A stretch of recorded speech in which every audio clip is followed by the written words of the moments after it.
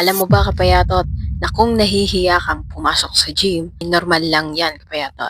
And lahat ng nakikita mo sa loob ay nagsimula rin sa pagkakahiya. So ako nga pala si Bro Payat pero nag-workout and yes kapayatot, lahat ng malakas ngayon na naglalakihan sa loob ng gym ay nahiya rin nung baguhan pa lang sila at unang tapak nila sa gym. Nahiya rin silang pumasok, nahiya rin silang magbuhat ng magaan, at nahiya rin sila na baka mapansin sila ng iba. Pero alam mo ba kung ano ang malupit na ginawa nila? Yun ay ang pumasok lang sila at nagsimula silang mag-workout.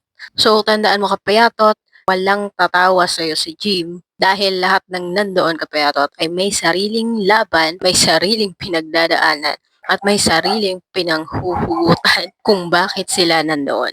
Dahil kung sino pa yung pinakamalalaki doon na parang si Incredible Hulk na is sila pa yung mabubuting puso at malalambot na puso kapayatot.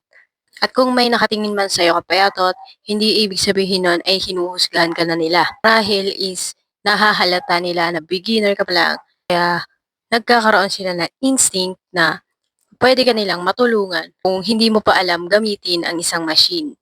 Kaya pumasok ka lang kapayatot sa gym, magbuhat ka, at umuwi ka ng pawisan. Kasi doon magsisimula kapayatot yung kumpiyansa mo sa sarili mo para malaman mo na hindi naman talaga nakakahiyang pumasok sa gym. Dahil naniniwala ako kapayatot na ang unang hakbang ay palagi naman talagang nakakahiya kapayatot. Pero lagi mong tatandaan na palagi itong worth it kapag sinubukan mo at sinimulan mo.